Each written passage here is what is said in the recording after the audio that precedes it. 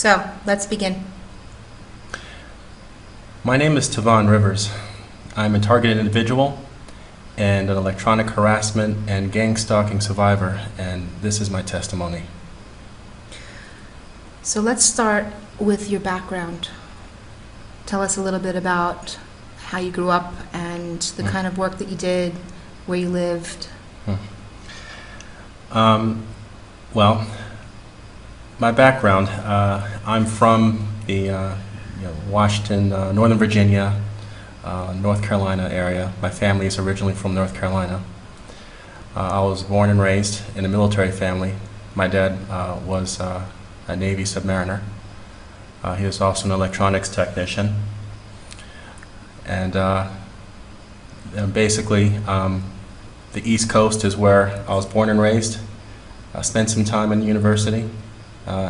Eventually ended up going into the Navy as a cryptologic technician, which involves electronics training and the sort of thing needed to repair most electromechanical items. So I had a career in the Navy, 6 years in the Navy. Enjoyed those 6 years. And in the end, my last my last station was in RAF Minworth Hill in North Yorkshire in England. And it was there that I married my ex, and we both decided to leave the defense community in 2006. And I lived there in the UK for about 12 years. I was originally stationed there in 2004. Before we go into the UK and what happened there, I just wanted to know if you can give a little bit about the type of work that you were doing while you were in the Navy, as much as you can, as much as you can say, because there's things you're not supposed to talk about, and we'll respect that. But the type of work you were doing and the types of agencies that were around you, so that you, just to give people an idea that you were part of these circles in some way. Yes. So this is as a reference. I was a cryptologic technician, and I performed network installation and repair of equipment for installations. So we flew around and repaired equipment. And the things we talk about with regard to electronic harassment later in the interview has nothing to do with anything that I worked on. That although I did have a top secret clearance and I was read into certain programs, they have in no way have anything to do with the things I've experienced since I left the Navy over 12 years ago. And if anyone who's familiar with that kind of community knows that top secret clearances are given out like candy, and doesn't mean that you know anything about any of the programs that are going on parallel to what you're working on. So while I was in the Navy, that was pretty much my duty. I repaired electromechanical equipment, network equipment primarily, and I flew around, and that was primarily my job. So you were installing Yeah. all of the equipment for other different projects all over the place, to make sure that the communication systems were set up. That's part of the equipment installation and That's all right. of that. And also just wanted to mention that in the military there is compartmentalization. Yes. So there are many different levels in the military, and most of them are on a need-to-know basis. So Yes, I think that giving out top secret clearance like candy Yes. is a good way of putting it, because that doesn't mean that you really know anything. You're just doing your job, and Yes. you're doing the best that you can do, and you don't know about things that are going on in levels above you. Or beside you. I worked next to contractors. Okay. Contractors you work with on some of these projects. But to answer your question with regard to some of the agencies that were using the equipment that we're installing, it did include intelligence agencies as well. Okay. And so I just wanted to ask about, between being an American and then deciding to move and relocate to the UK, could you just tell us some of your reasons behind wanting to leave America Well, back then? At the time, I enjoyed my time in the Navy personally, as a personal career, especially the friends and the things I learned there. But I had a problem with the direction of politics as far as the war footing. And so I made a conscious decision to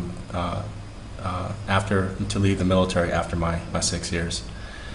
But I also enjoyed seeing the rest of the world. And at the time, the rest of the world for me was England. I enjoyed the UK. And I thought that what I would try to do is do something away from the military world, the defense world, and go into something more open and free, like art.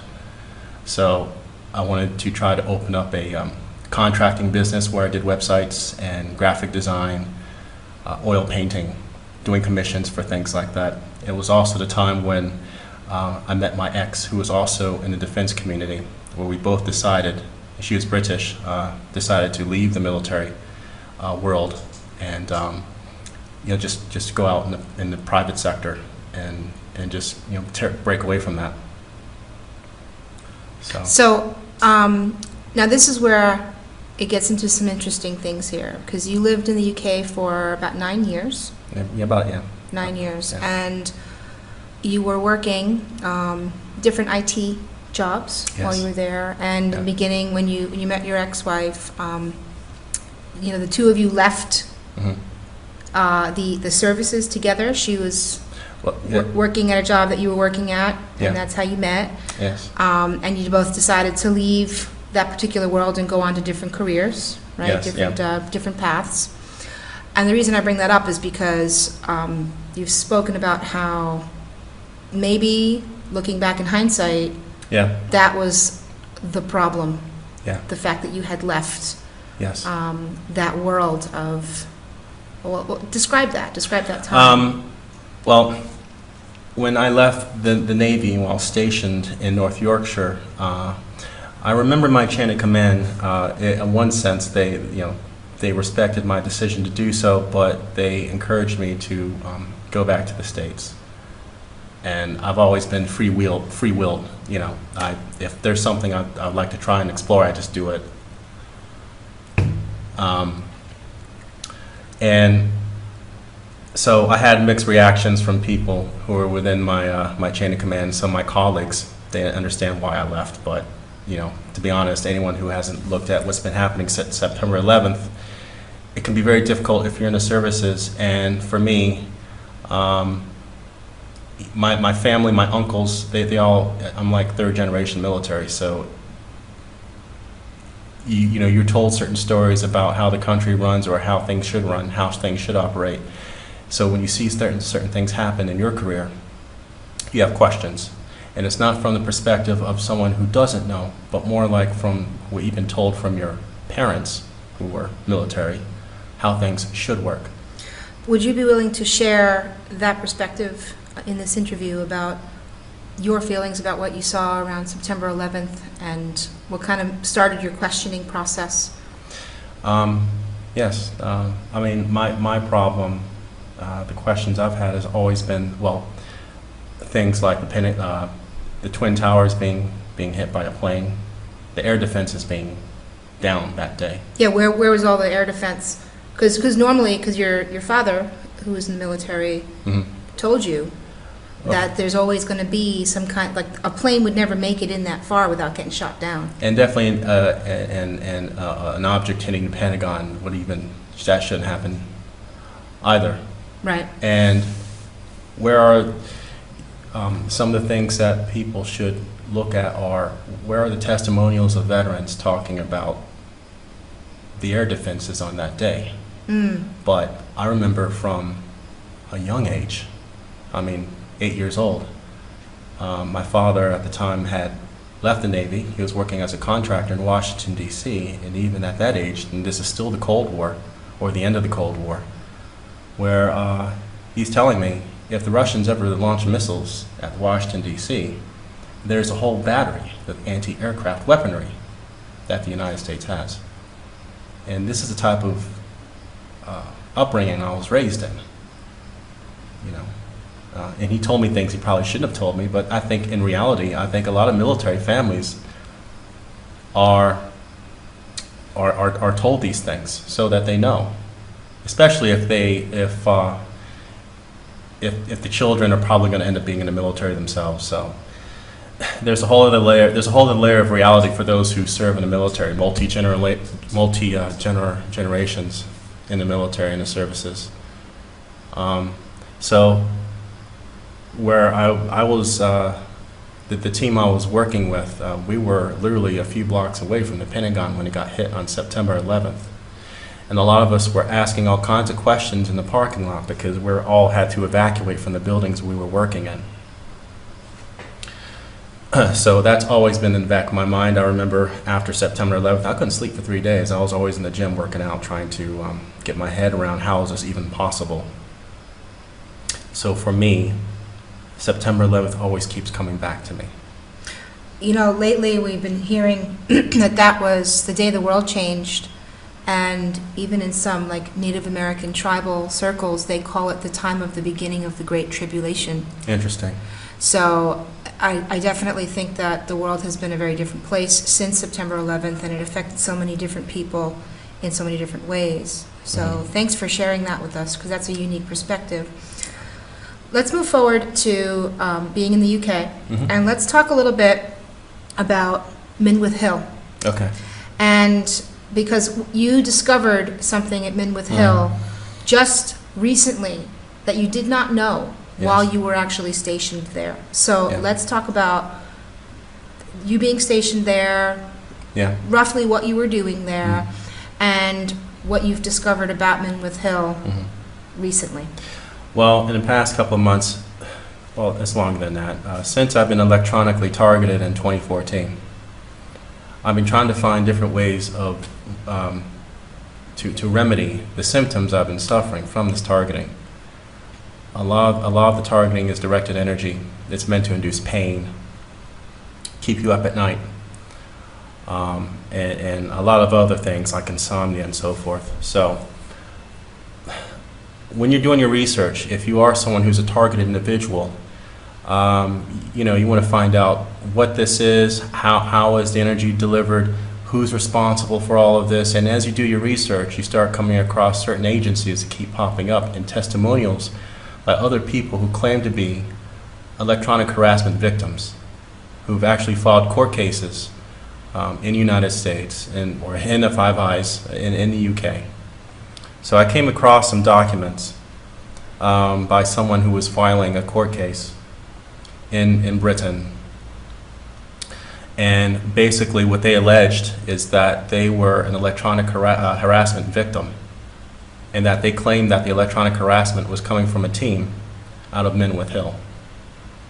And they presented in this, this documentation is available online, it was public domain, but this was basically a file that they filed to one of the courts in England to basically put a stop to this harassment. And when I saw this document, I was basically floored, because for me it was like there was a loop that was coming full circle. You know, here I am back in 2004 to 2006 stationed in Minworth Hill, and for me a day would be like I'm doing my work on the base, getting out of work, I'm stationed off base, and you know, I work out, and you know, I have a life. And when I drive in the next morning in the base, I see a lot of people protesting. A lot of these were British locals protesting the base, being there. And we're trained to just ignore them and just drive on into the base and do your job. Wow. You know, and these people have signs and all kinds of stuff. I didn't tend not to read the signs. I'm just, you know, doing my job. Do you remember what any of the signs said at all? A lot of it is just, you know, the base shouldn't be here. This is British soil. You know, Americans get off the base. Wow. Type of thing. So, you know, but I'm thinking, well, it's just because people don't appreciate the base being there. And at the time, I'm thinking, you know, defending the freedoms from terrorism, because, you know, with those radomes, anyone who looks up the base online will see that it's a surveillance type of platform. But someone like me, I was thinking, well, it's to, you know, intercept communications from terrorists, you know. And here I am in 2017, and I find this document by someone who claims that, no, this is a platform that's used to electronically torture people. Now, we're gonna go in depth to what these devices are, what they do. We've done so much together, talking about electronic harassment, showing the patents for all of the different weapons that are out there that are being used on citizens, and there is so much documentation and proof. But this is a really interesting part of your story. I can see that you're getting emotional because it's tough to look back in hindsight and realize that you saw the weapons that were being used that would eventually be turned on you. Yes. So, and I've had moments like that too. So I'm sure people can understand that when you look back in your memory and you realize that you saw something and you didn't understand what it was at the time, but now that you look back, you see what it is, and it's hard. It's a hard pill to swallow that such diabolical evil can exist and does exist. But that's why we're putting this testimony out there for you and for others that are listening. Yes. So let's move forward a little bit. So you left Minwood Hill, and by the way, we're going to put a link to the documentation about that lawsuit. So anybody listening to this can go in the description, in the video, or on the blog, and try to find that link so that you can look up the actual court case yourself, so you can see that portion of the story. Yeah. So let's move on to when you first remember your electronic harassment beginning and the gangstalking beginning. And I want to start with the art fair that you were at. Now, you are an artist, an amazing artist, and we can put some pictures of your work up on this testimony so you can see that the level of skill that Tavon has as an oil painter is really, it's unbelievable. And you spent a lot of time, you went to school for that, and so it's a real talent that you have. You were painting at an art fair, an open area art fair in the UK. Do you want to mention what area of the UK it was in? It was in Cirencester. In Cirencester. And so you were painting, and something happened while you were at this open public event that you have remembered ever since that day, and you think that perhaps this might have been the beginning. Yes. Yeah. To give a bit of background, also during this time, I just recently moved into an apartment complex, having been there for several months, and I was in the middle of a separation. So I was trying to kind of get back on my feet and try to start doing things that I really enjoyed, which was the oil painting. So there are several weeks when in Cirencester, the town hall there, they have public exhibitions from local crafts and things, and I thought I could just do some public painting during the week. And this one particular day, I was painting, and I had this easel, and I'm literally just out there doing a large painting, and you're surrounded by people all around you, just people coming in and out. This one particular thing that stands out with me is that when I was working on this small detail, I was surrounded by several groups of people, and I felt three sharp, pulses in the back of my neck. And it was strange because it wasn't like a cramp. It was like, it's hard to describe it. I almost felt like my neck was seizing up, and that I was about to pass out, and I had to adjust myself. And that stood out for me because that was very unusual. I'm used to painting in public venues, and I know what being exhausted and cramping and readjusting feels like, and that sort of thing. This was something different, and so that stood out for me. And within the week of that event or incident, the electronic targeting started. The heavy electronic targeting started a week after that. So let's describe what that is to people that don't know about this? Because most people don't understand what electronic harassment is, and they just don't have any idea. Yeah. But then there are many people that are being targeted. More and more people are being targeted, and they're coming out on YouTube videos and testimonies. So there's a community that's growing of people that are victims of this, that are finding each other and trying to help each other. Yeah. So we just wanted to add this testimony That's right. to that community, Yeah. so that people can benefit from this. So let's describe because there's two components to this. Yeah. There's gang stalking, Yes. Yeah. and then there's electronic harassment. Yeah. So first, let's cover the electronic harassment.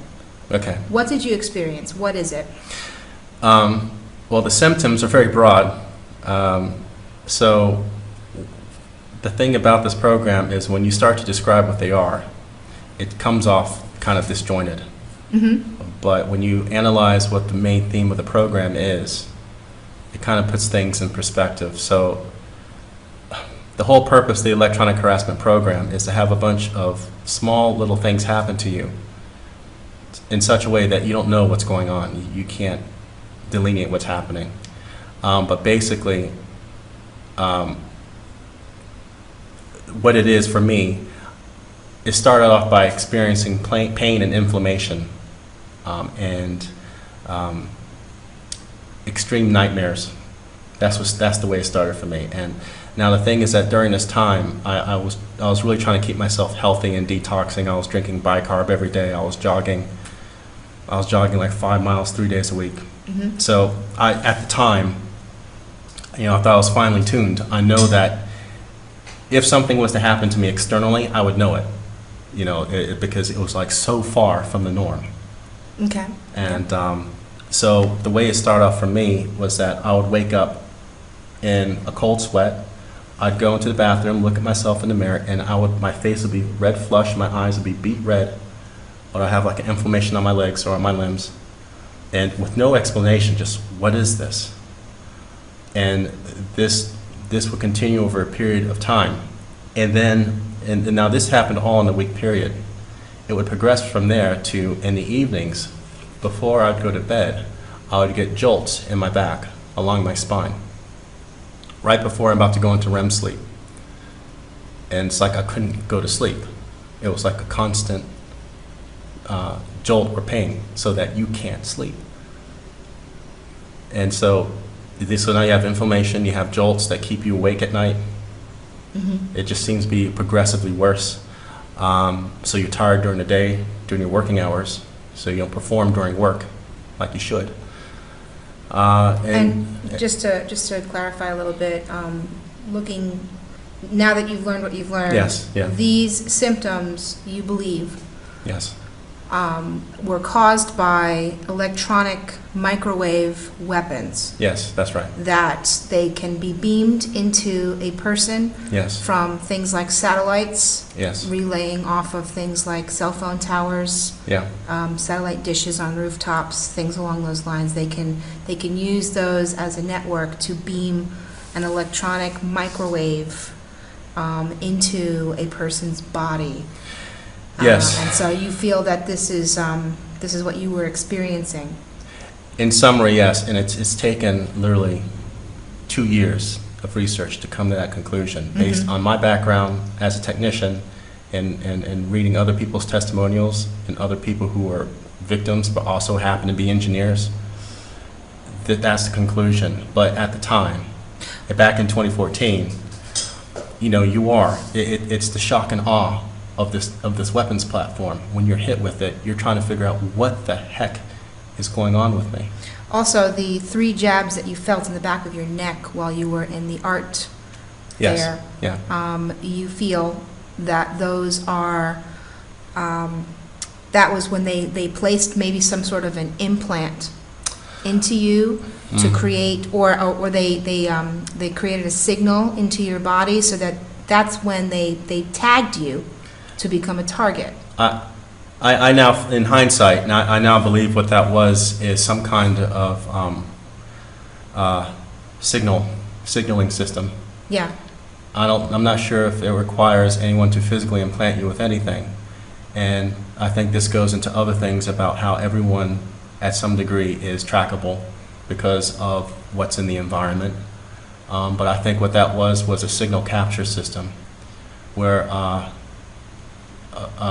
group of people beam a signal at your body, and that signal's picked up by a remote location. And once that's acquired, you're on the network 24/7. I think that's what that was. When you're plugged into the system, I think that's what you feel, sensations in your body. That's kind of like the capture. That's like the capture. A set of frequencies hit your body. The response you feel, in my case, was pains in the back of the neck, because I think this system has something to do with tracking your nervous system. And that goes into other things and how that's possible. And I think once those set of frequencies are captured and it's identified as you, the target, then you can just assign a number to that on a database somewhere, and there you are. You're tracked 24/7. So that's why I believe what happened there. But as far as the progressing from that incident to what happened over the course of a week, towards the end of that week, I was literally experiencing what some people call V2K, or voice to skull, basically signals hitting my brain, and it comes off as auditory signals. So, all right, let's talk about the V2K. Okay. So let's open that up. And yeah. First, V2K stands for Voice to Skull Technology. Voice to skull technology. Yeah. It's also been called the Voice of God Yes. technology. Yeah. And roughly what it is it's the ability to take a sound and beam it through microwaves or frequencies into someone's head, into someone's skull, so that only that person can hear it. Yeah. And this is a very real technology Yes, that's been thoroughly documented. We've done a lot of work explaining it, showing videos and examples to document it and back this up. So it's a real technology that is actually being used by covert operations, for lack of a better term for it, and it's being used on citizens of many different countries. Specifically, the ones where it's really prevalent is the Five Eyes countries, which would be America, the UK, New Zealand, Australia, and Canada. Yeah. These are the places where it happens the most, but there's a lot of it going on in European countries as well that we've been finding. So now that we've defined what voice V2K is, can you describe your experience with it? So these signals, when it hits the skull, the apparition are voices. And these voices have intelligence to them. You know what the voices are saying to you. So someone's on the other end, either as an operator or through a computer algorithm, speaking a string of sentences that only you, the target, can hear. What kinds of things do they say? For lack of a better word, quite frankly, demonic. But these are things like you are and I think, by the way, these scripts vary. They vary from person to person. I believe these scripts are to destroy the person on all levels so that they have a mental breakdown. But because of, I'll just tell you what the intelligence is of the signals. That's what they call the actual string of sentences.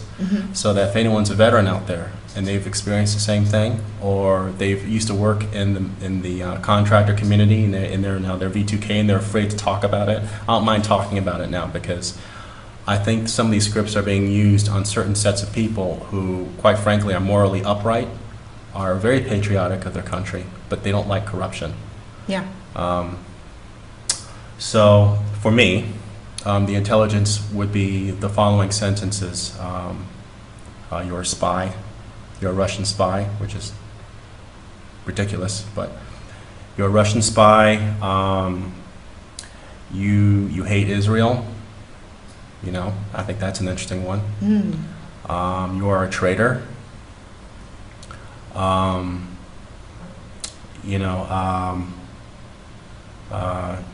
someone needs to kill you and take you out.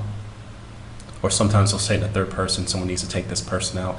I think a lot of people who are experiencing V2K, by the way, are threatened regularly with their lives about each day they're going to be dead. Yeah. Or they're going to die in their sleep.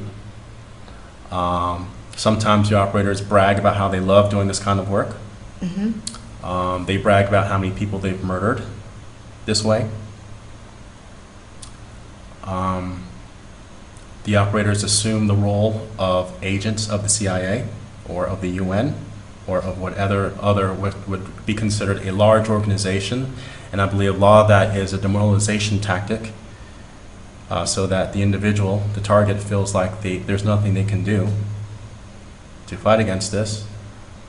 It's as if this platform, which I pretty much have concluded is decentralized and has to be a multi-billion-dollar military-based platform, has opened a pipe for various people from various organizations to use for their own different purposes.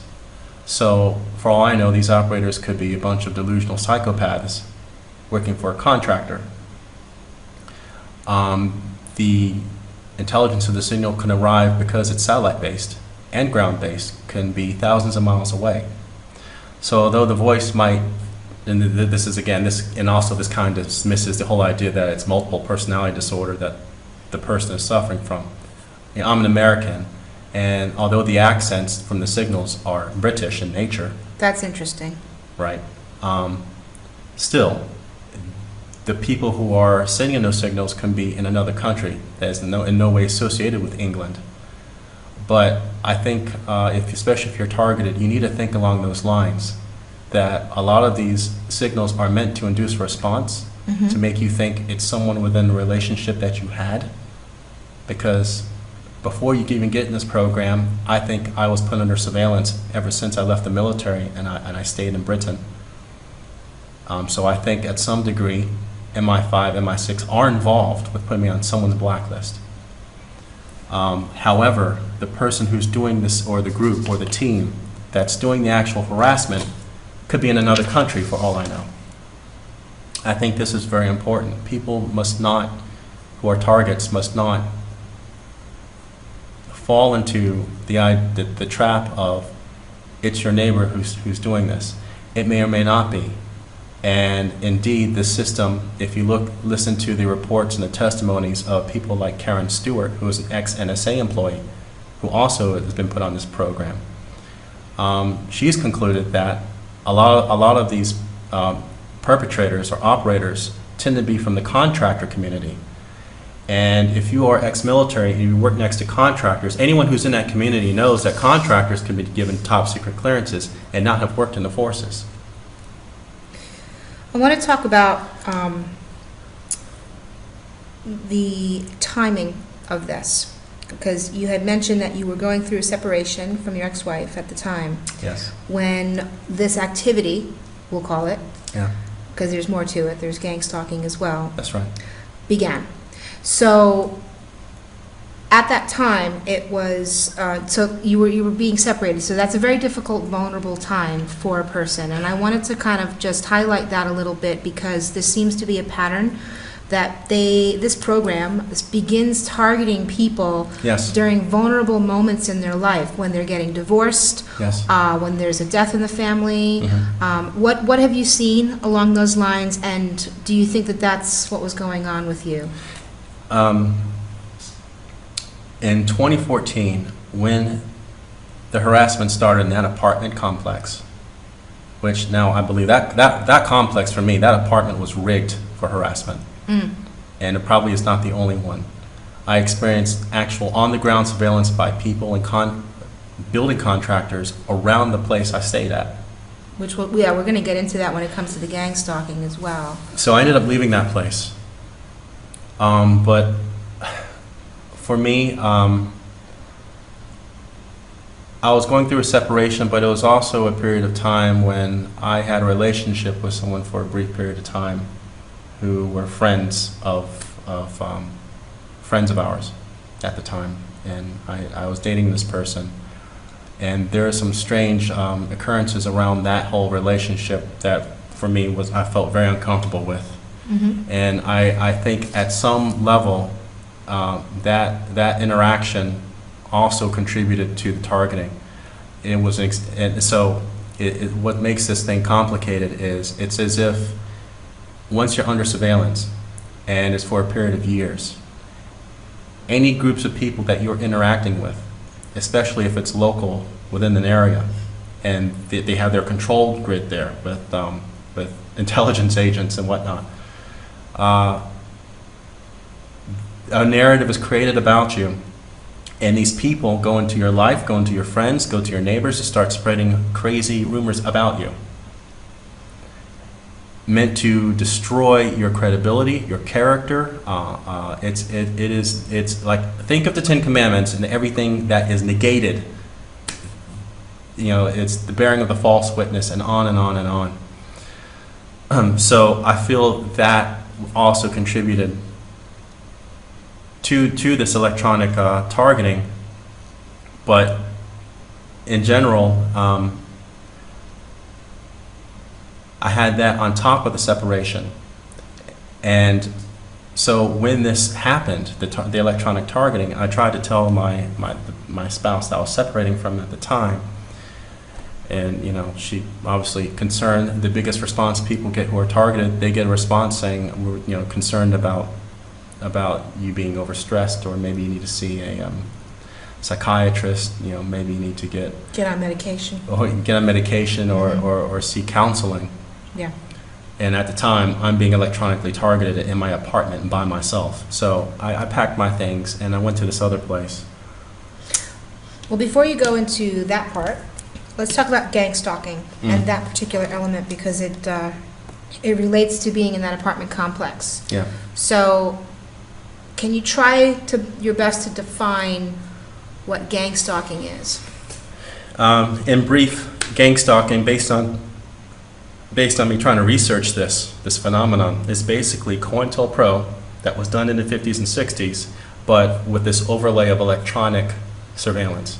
And what would COINTELPRO be? So COINTELPRO during the time in America was this operation against a movement. It was a general awakening that was happening during the civil rights movement. That was one form of awakening, civil rights, and other equal rights, and people were protesting, and there was a social reform that was organically occurring in the United States from the 1960s up to 1970s. Mm-hmm. Now, during that time, that was a problem for the establishment and the FBI, the FBI was basically heading this project to go into the movements and subvert them from the inside. What kind of things would they do to subvert the movements? So agents would go in, maybe being as members. Pretending to be members, you know, really for the cause. So they're like double agents, right? Yeah. So this is espionage. Yeah. So I had to read on this, I had to research this, and they'd go in, so it's either going in as members or things like frame-ups. Leaders of some of these movements, civil rights movements, would you know, like drugs or a bomb or something be planted in their home, their apartment, you know, or in their car, and then they'd be labeled as some kind of terrorist or criminal. You know, people died over this during that time. But basically, the gangstalking we were talking about is espionage. We're talking about human intelligence done against the population, the local population.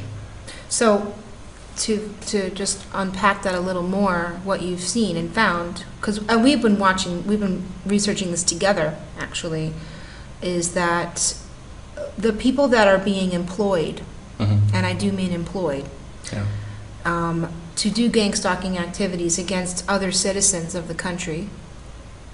Not all of them, but many of them are kind of like the dropouts of society. A lot of them are living on the dole, as they might say. People that are, you know, living off of welfare checks. who don't have jobs. They don't go to a job, and we know it's getting, there's more and more recruits, Yes. because there's more and more people that are running out of work because there's Yes. no work anymore. So That's you have right. more people that are unemployed, Yes, that they'll do anything just to make a little bit of money. that's right. And then you've got these like shadow government kind of organizations, many of which are related to things like Soros, Yeah. right? Because, Yeah. I mean, who funds these things? Yeah, who funds them? Well, we just saw that Soros was funding a whole bunch of social disruption activities through all Yeah. these different organizations. So what the people that are doing this are citizens that live in neighborhoods Yes, that don't have jobs, and Yeah. that they stay home all day, and Yeah. somehow they're getting some kind of payment. yes, We have some theories as to how that payment happens. We don't think that it's a lot of money, but when you're totally broke, something is better than nothing. yeah, So they could be your neighbor living next door to you. yes, They could be the kid sitting on the bike, the kid meaning a teenager, Yes. sitting on his bike on the corner, just staring at you all day. yeah, that's it. There's stories of mail trucks Yeah. coming, Yeah. where these mail trucks would just drive down the street, and it would be like one mail truck after another after another. Yeah, And they would do strange things around one particular targeted individual yeah, to make them feel like they were crazy. Yeah. Like, why is it that every time I try to drive anywhere, I'm being obstructed by a mail truck Yeah. all the time, yeah. day in and day out? So there's all kinds of weird tactics Yes, that's it. that we have seen and heard about in these gang stalking programs. So they're kind of like evil, gaslighting community watch A programs. lot of it is founded in Community Watch. Right? Community watch situations, so you don't feel like you're safe in your home. And they'll do things. So one thing that we've seen, you can talk about this, is when they walk outside of your house, people walk outside of your house, and Yes. they will shout things Yes, that's so it. that you can hear them. Yes, And in some cases, the things that they were shouting, verbally, a person on the street was shouting it, was the same thing that you were hearing in your head yes, with the V2K technology. That's it. So you see how it links up. yes. Talk about those experiences. You had one with a trash can being kicked down the street. Yes, that's it. What happened there? So the whole point of the Human Intelligence Campaign is to have people out on the street to say something that only is in context to what the target individual is saying. So anyone else who is not part of the program, who's a neighbor, maybe 3 or 4 houses down, would hear someone shouting something. They're like, oh, it's just a crazy person outside. But the targeted person, who's the neighbor next door, it means a lot to them because they know it's part of an operation. Mm-hmm. And this is the rub. This is where neighborhoods start to break down. So What happened on the? You woke up. yeah, so I woke up like at 3 in the morning Mhm. to someone crashing the trash can in the old apartment that I ended up leaving from, Mhm. saying, oh, Tavon, motherfucker, kicking the trash can down the road, Mhm. like angry. Now I'm up on the 5th floor. There's no time to react. You can't do anything about that. Someone's downstairs who's a lunatic, Screaming your name screaming your name. in the middle of the night and kicking a trash can to make sure that you wake up and hear that. Yes. And And this is the tactic because they know the response time. There's no way you can find the person by the time you decide to go down 5 flights of steps. mhm. Or you can't look out your window because your visibility is limited to what's below you because it's straight down. Right. So you can't react. There was another. You moved into a different apartment, Yes. a yes. different place after leaving there, and it happened again. Yes. Where and I've been to this particular apartment that you're Yes. talking about, so I know the area. I can Yeah. describe it. It was lots of lawns, not a lot of neighbors, Yes. right? No, normally, yeah. There's not a lot of neighbors, and most of the neighbors are pensioners. Right. Yeah. Older This was- people. This was in England, so it was like not the kind of place that you would see a whole bunch of people walking around in public saying all kinds of stuff, and all of a Yes. sudden, it was like, practically deserted area. It's There wasn't normally- anybody out on normally. the sidewalk, and then, so what, you heard somebody walk by and say something. Well, yes. I mean, it's the similar situation. You get a lot of activity. At the time, the job I was working at, I was allowed to work from home, so I could complete a lot of the calls from home and things like that. So I was at my home most of the time doing my work, and so you can see activity outside. You're like, well, this is unusual, and I mean, it's things that would seem kind of normal, but then again, it's not really normal. Like a fire truck out the front, 45 minutes, 3 days out of the week, no fire. Yeah. People out, someone that was going to cut the lawn next door, talking to a neighbor about you on the property next door. I mean, you hear your name audibly, and you hear these things, and then you have that situation going on, but then you also have the V2K, which is happening, and this is where your perception of reality starts to become blurred with the technology that's being used in electronic torture. This is why it's very difficult unless you start filming and recording and having your own surveillance. You have to have basically a counterintelligence setup to start battling at least the human intelligence aspect of this. Yeah. Because there is a real on-the-ground sectioning of people in the community. That's very well funded. And it's done through Community Watch. And the biggest thing, that you heard of the I'm just paraphrasing the common slogan about evil thrives when good men do nothing. Mm-hmm. In this operation, local law enforcement has to stand down. The local community, at least on the medical level, have to be convinced that, well, electronic harassment does not exist. So if you start complaining and saying this is happening to me, you're written off as someone who needs counseling. And basically, all the rungs of society have to go completely vertical, and no one has to do anything to address the problem that you're having. Let's talk about how this gangstalking activity also goes into the workplace.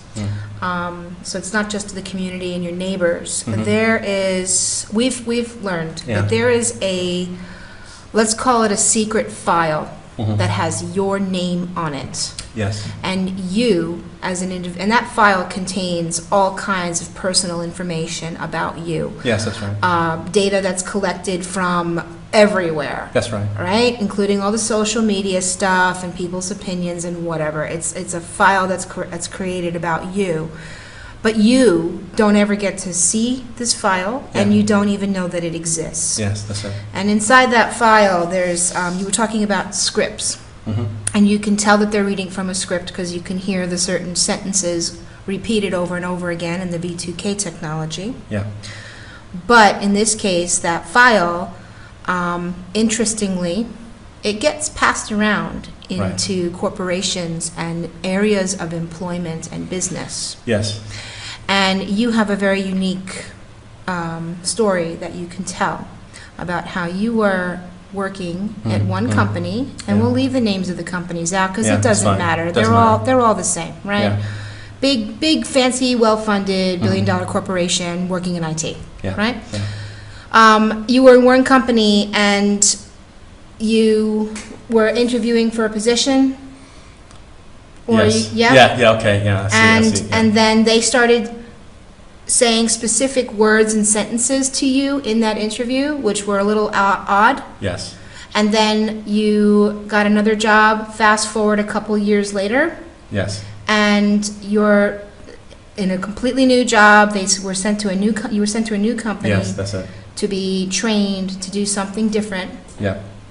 There was like a merge in the company, yeah. right? So all of a sudden you're sitting in front of this new board of directors of sorts, and they're like talking to you, and all of a sudden the same flipping sentences came out of their mouths. They were reading from the script from the interview that you were in at a completely different company a couple of years prior, and you realized that it was part of the file. Just talk a little bit about that. What were they saying? A good Well, an example of what's talked about here was also mentioned by Karen Stewart that I spoke earlier. She mentioned this in a recent forum that she's on regularly with other people like Dr. Catherine Horton. So if anyone wants to look that up on YouTube, I think it's called the Pinecone Utopia Forums. It's with Dr. Catherine Horton and Karen Stewart, and some other people are on there. But Karen mentioned how Karen has gone through a lot of the footwork of legally documenting the human intelligence aspect, and how in this particular area of Florida, how she went to the sheriffs with her evidence about the gangstalking on the ground harassment, and how there's basically a case file. And when she went to the sheriff, he actually went to the car, said, hold on 1 minute, went to the car, looked at a stack of folders, saw her name on it, and then didn't want to talk to her. So what's happened is, at least in the United States and in the UK, there is, I guess what you want to call it, a crazy folder. Yeah. A black record that no one who's the residents of any of these countries has access to. You try to do a FOIA request, you try to do a Freedom of Information Act, you get blocked. Or you'll get a response like, your file may be in review, but to access this file, pay $2,000. It's meant for it to be inaccessible, because if you're to see this file, you could file a lawsuit. Right. On so many levels. At the very least, it's discrimination. Again, myself, people like Karen, we're not charged with anything.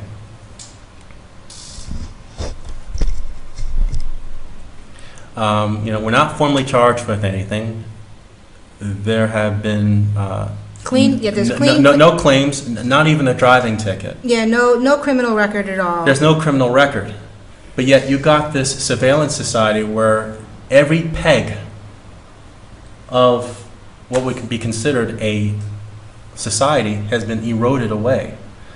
So this black record exists, and the way it works is people in the community, some of which probably have no more than a high school education, but they're working for intelligence, or they're working on community watch, and they're paid, perhaps paid by contractors in security services, start spreading rumors about you. It could be on anything. And the thing here is that those very same agencies or contractors have access to your records. If they hack into your internet router, if they hack into your email inbox, if they hack into your Skype, they would have recorded all your conversations. Who you visited on your adult dating site, everything. So what happens is they formulate things that only you would know about, because this is your private information, and then they extrapolate a black record about you.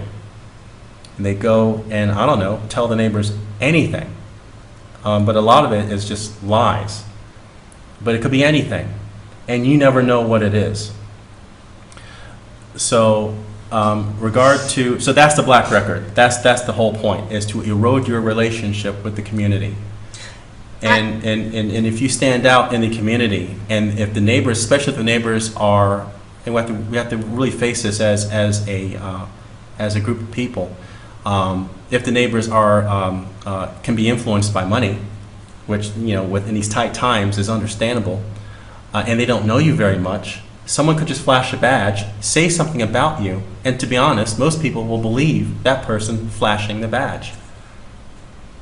And again, this is meant to not keep you informed that anything that has happened. It's meant to create a situation of mistrust. Well, I can certainly attest to seeing stuff like that. I'm sure a lot of people, especially in today's job market, if you are an ambitious person that's highly qualified, you've got college degrees and years of experience, and you're a good employee and letters of recommendation and all of that, and you're trying to apply for a job, job after job after job that you are well qualified for, and you interview really well, and you keep getting these strange rejections, Yes. and you're starting to think that maybe you're crazy, Yes, that's right. it's possible that there is a crazy file It's a crazy file, literally. on you, and as soon as you go in for the interview, the employer receives a copy of that file that says, don't hire this person because they're on a special blacklist and they don't even know it. That's right. Personally, I actually feel that that is possible for me Yes. as well, because I went through a very intense situation like that, which I won't go into now, but I'm sure a lot of people who are trying to find work and who are getting lots of rejection letters from companies that they're really well qualified for, I don't necessarily think that it's just because the job market is so bad. I think that there's a little more to it. Yes. So that was actually one of the deciding moments for you when you went to that. You were at a company, Yes, and the that's right. company merged, and you had to go to a new employer as part of the company, and you were going to get trained to do a new position. Yes, okay. And you had that experience where you realized that they were reading from the crazy file. Right, And so... that was your deciding moment. And this, Uh-huh. we're actually getting to the end of the hour here, so we're just Yeah. going to take a little bit of a break. Okay, And when we come back, we're going to talk about your bug out, yes. okay? Because okay. you fled the gang stalking, Yeah, and you escaped it, Mhm. and we're going to talk about what that was like and all of the different things that you've done to try to combat this and to Okay. become a survivor. thank you. Okay, so now we're back to our second part of your testimony and the interview Yes. that we're doing. And we're going to talk about your bug out, Okay. which is what we call it. But essentially, the harassment Mhm. in all forms got so bad in your life Yeah, that you had to very quickly and Yes. rather unexpectedly Mhm. leave the country you were living in and basically flee for your life. yes, yeah, You were not planning on it. no, You were planning on staying where you were and trying to work things out. So let's start with the sequence of events as they happened, Mhm. where you were working at a company, the company merged, yes. and you thought you were going to stick around Mhm. in the UK for at least another year. Yeah. What happened after that? Well, I have to provide a bit of background to what happened in end of 2008 to 2010. Okay? Before that, before the company that I was employed at, I was working at this previous company. It was another IT company. It was out of Abingdon, Oxfordshire. And when I worked at that company, I experienced something similar in the office place that was not only gaslighting, but electronic type of harassment. And I couldn't make sense of it at the time. I raised a formal complaint with the supervisor. There were some other issues going on where I was being moved between two different departments. Can you just explain what gaslighting is in case someone doesn't know? Okay, well, gaslighting, it's based on a movie, an old black and white movie. But basically, gaslighting is the act of a person performing doing some actions against another person. And then when that victim, the other person, realizes that's what's happening, the first person will say, "No, that's not it. That's not it. It's in your head. You're crazy. You're it's in your crazy. head. You're making it up. That's not what happened." I didn't actually do that. I didn't say that. Right. Yeah. So the gaslight is based on a movie where it's a couple and it's an abusive husband that's doing this to a wife, and she ends up going crazy over it. But he's like moving pictures around and all kinds of stuff, Right. and making her feel like she's crazy.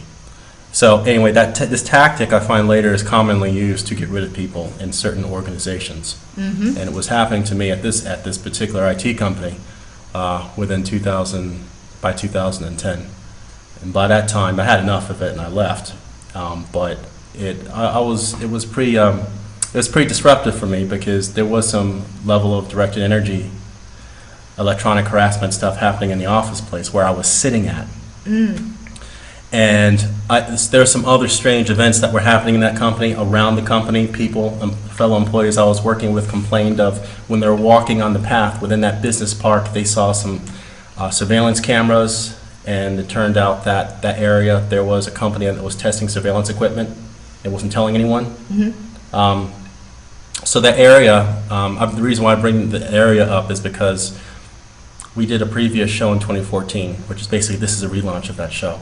But one of the comments, one of the YouTubers, who also was a foreigner living in the UK, commented on our video that we had to pull for different reasons. Yeah, we'll talk about that in a second. But. Yeah, but they mentioned how this is without, they mentioned that they were part of a couple that were living in Abingdon, and her husband worked there, and she was being electronically harassed.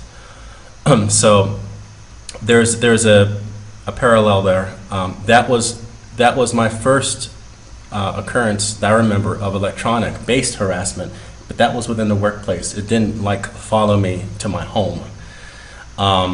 And this is why I was able to conclude that this program for me was much longer than what happened in 2014, that this was an ongoing program, and it seems as though people may or may not be on this surveillance grid, not knowing unwittingly on it, but when they do certain actions, it flags, and once it flags, then it can be escalated to something else.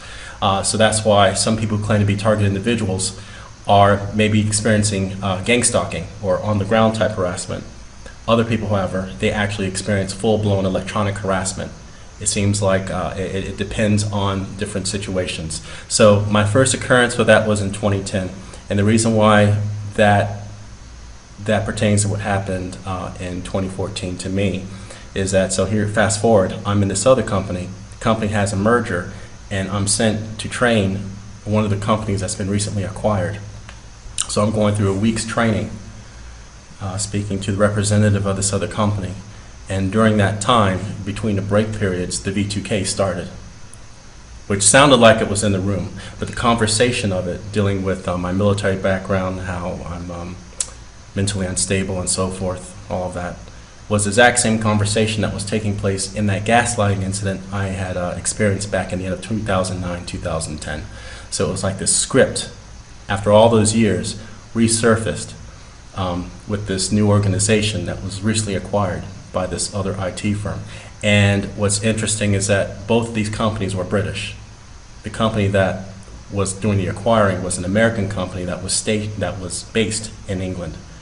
And in that company, I hadn't experienced electronic harassment. So, yeah, that's what happened. When that happened to me, and I realized that the company was being structured, and in that department I was in, people were being asked to basically move to other departments or be made redundant. At the same time, at the new place I had moved to, I started experiencing insomnia, electronic pulses, which is called electroshock, where I couldn't sleep at night. I think the area I was in, I was being hit heavy with electromagnetic radiation. It was very painful. Parts of my body where I was getting shocks, like around my heart muscle, around the back of my neck, so I couldn't sleep. This was in Oxfordshire?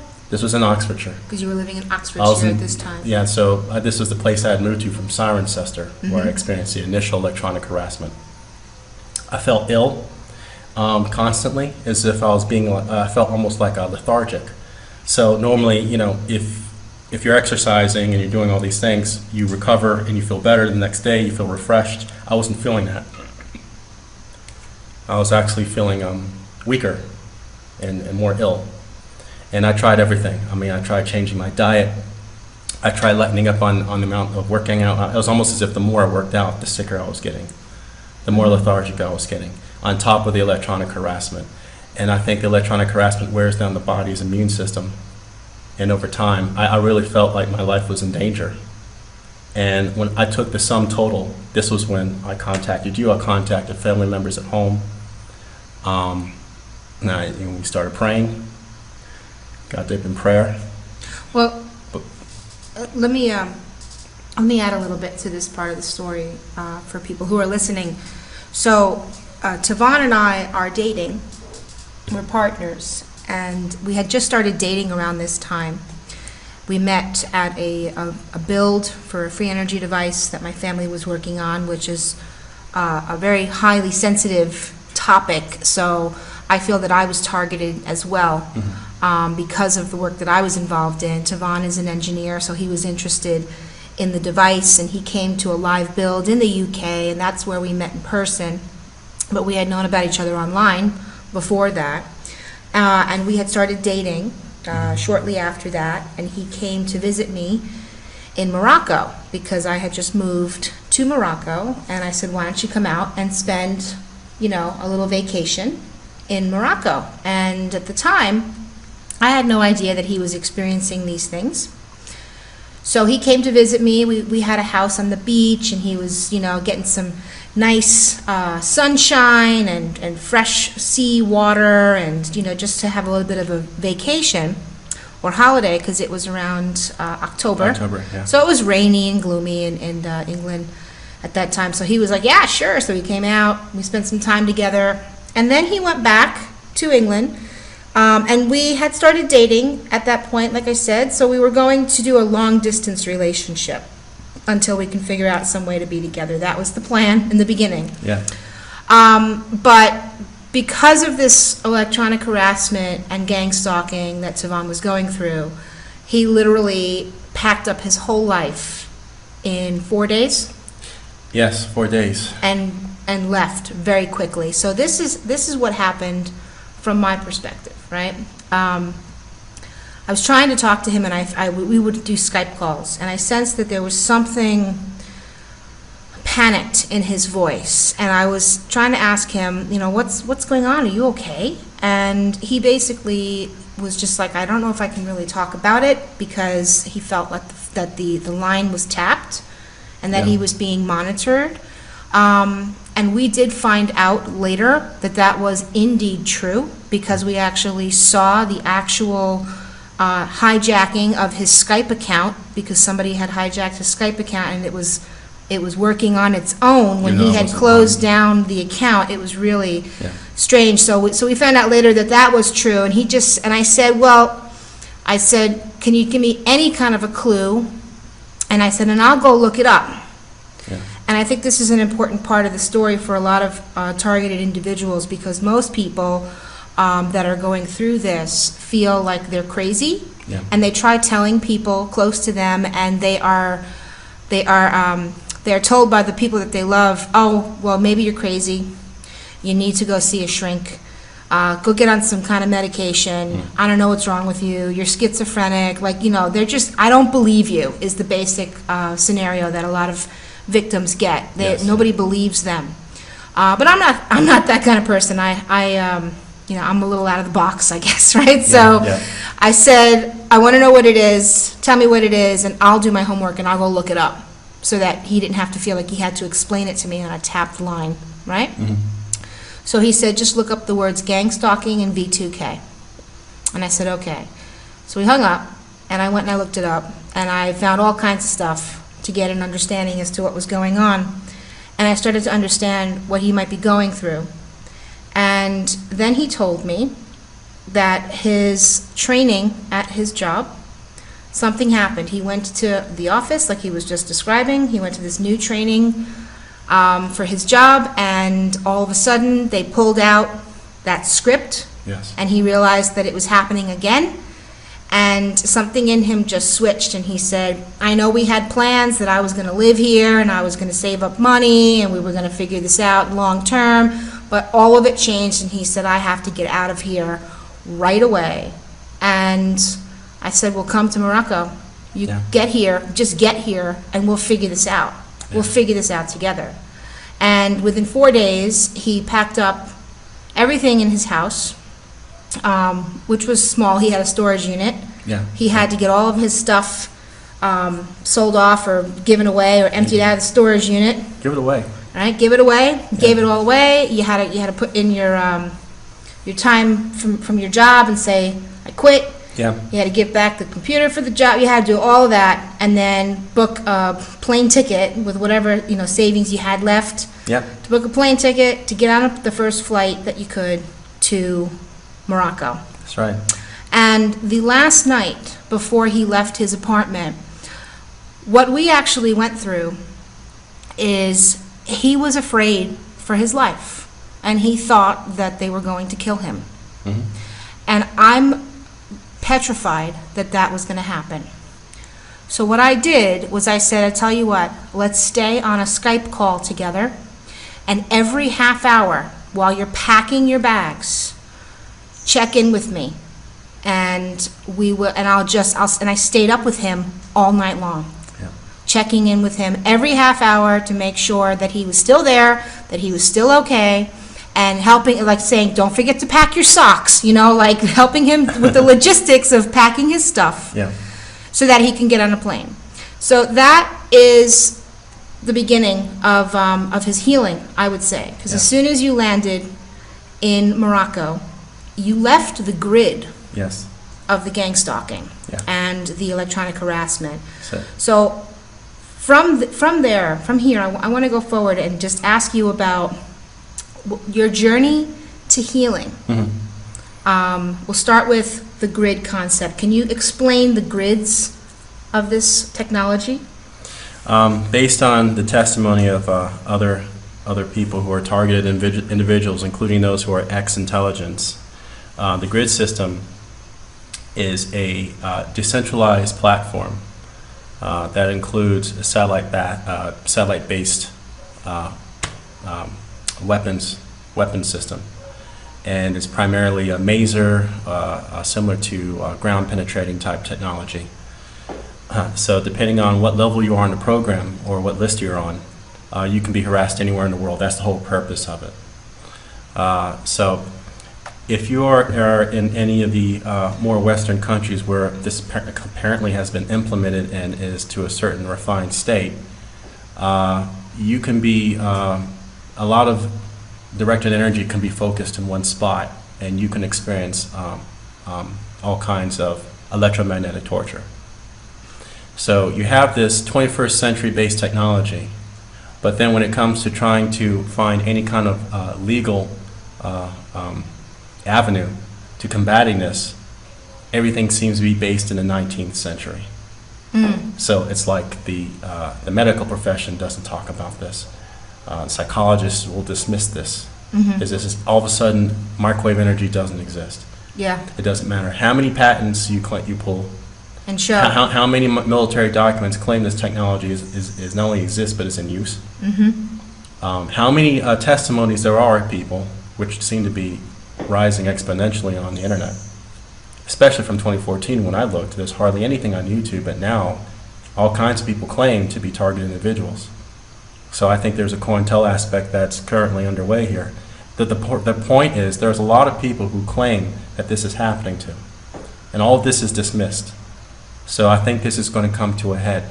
But needless to say, if it's not Western countries that are using this platform, from, again, like what Karen Stewart would say, it also looks like certain developing countries, like total dictatorships, also have this technology. How is that possible?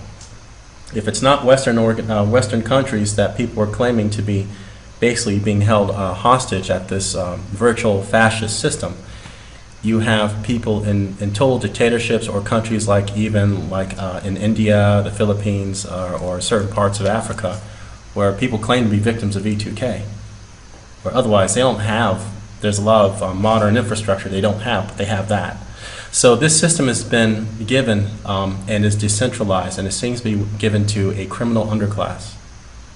But what I will say for my own personal healing, a lot of the human gang-stalking aspect is gone.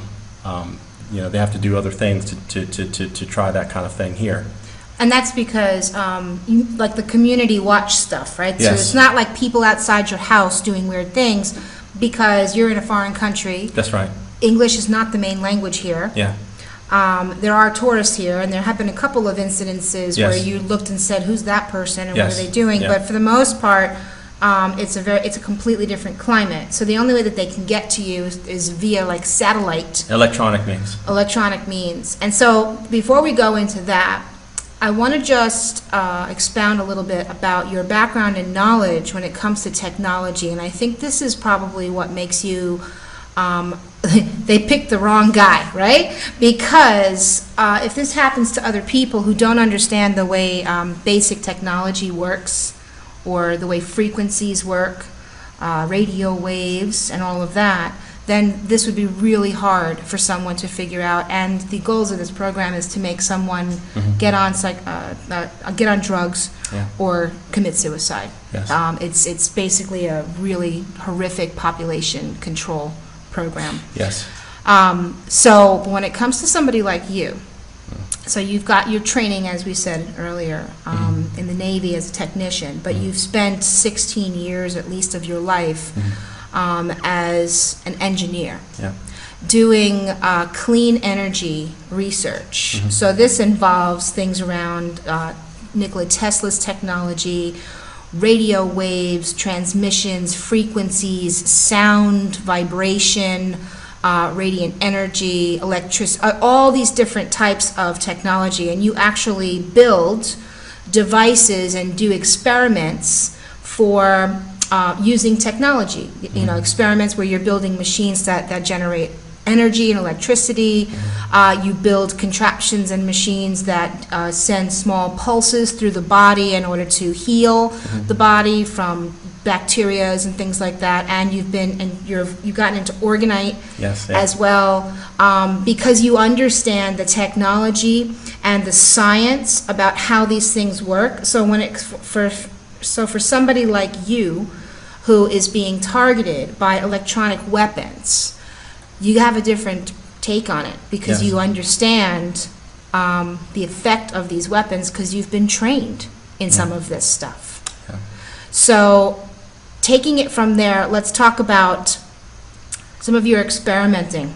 Okay, on your road to healing. Because the first thing you had to do was get rid of the physical environment. Which was to get out of the grid of the UK and move to a foreign country where the grid was less dense. Right? We'll just call it that because it pretty much got rid of that aspect, so it was a little bit better. And there was a bit of a break from the signals. So it was like it took them a while to find you again because it was just like a GPS. Think about a GPS and like you bleep off the map.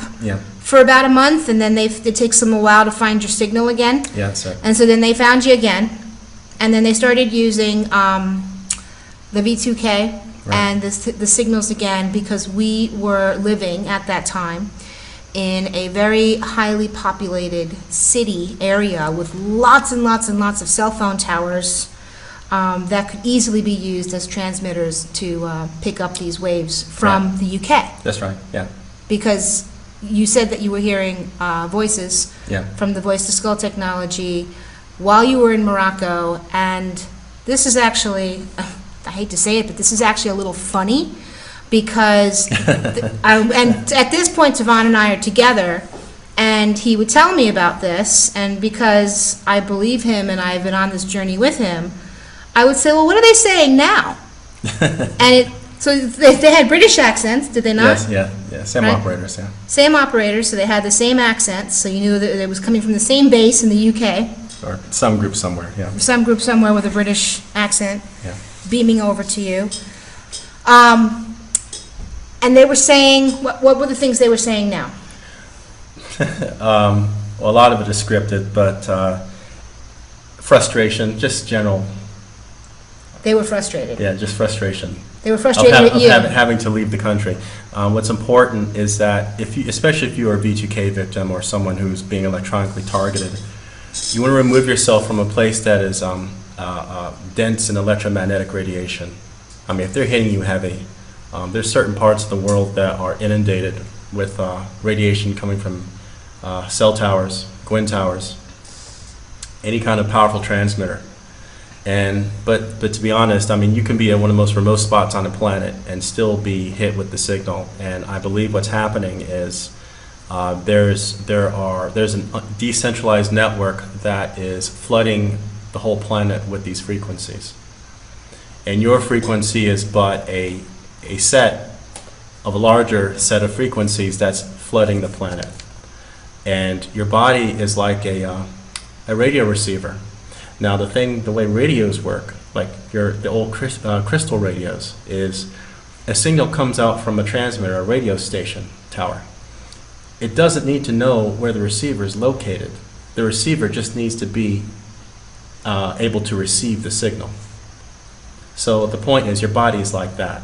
If you're anywhere where the signal is being transmitted, you're going to receive the signal. So in that respect, they don't necessarily, the operators of this technology, don't need to know exactly where you are.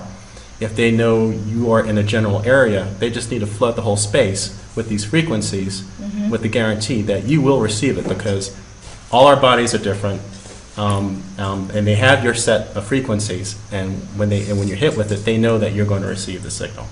Now, from that point forward, the technology is a lot like the way radar works. Basically, your body's turned into a dirty circuit, and they're relying on that to be able to do what they do to you. But yeah, general frustration is if you leave an area that is their control grid and you go somewhere else, they have to increase the power levels. That they have to. There's other systems of that they have to put in place to change the program so that they can continue to harass you. Because once you're on this network, the whole point is to destroy you and to murder you, to kill you. Right. So when you left, you basically tripled their budget requirements to pursue you. Anyone who's in this program, you need to make it as expensive as possible for these people. Right. Which, again, it's convenient to have a QE to infinity situation if you could just print money. I think there's an aspect of this that plays into the depopulation agenda that probably needs to be looked at by other academic researchers. But I think that this program is so expensive. The budget for this has to be huge. Enormous, and that it requires both government and private billion-dollar foundations, companies, agencies to implement.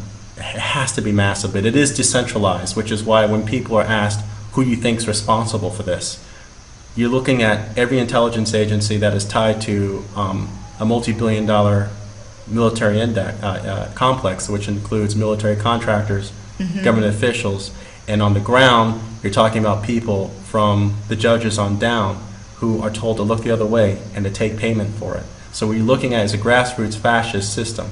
Oh, wow. That's taking over several countries at the same time.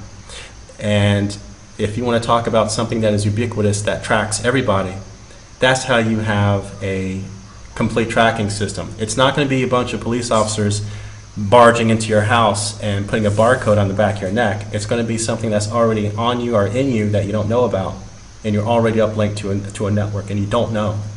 And so that's how you're tracked. So you can have a big brother system in place. The thing is that who wants to go through the final rollout of making it legal? And I think that's where this system is at right now. It's just trying to remove people who have been deemed undesirable and trying to do it in a way so that all the legs of the legal justice system is removed.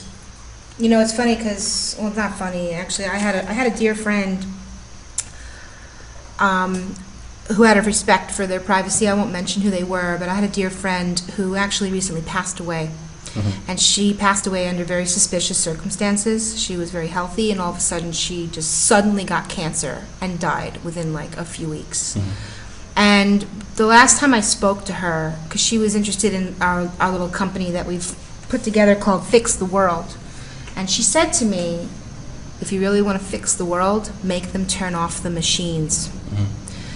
And I didn't know what she meant by that at the time, but she was highly versed in what we're talking about now, because I didn't understand what machines, you know, you mean like the industrial machines? No, the Gangstalking, electronic harassment, frequency emitting machines, and there are testimonies of people just suddenly getting cancer because they can actually generate a frequency and beam it into your body and give you cancer.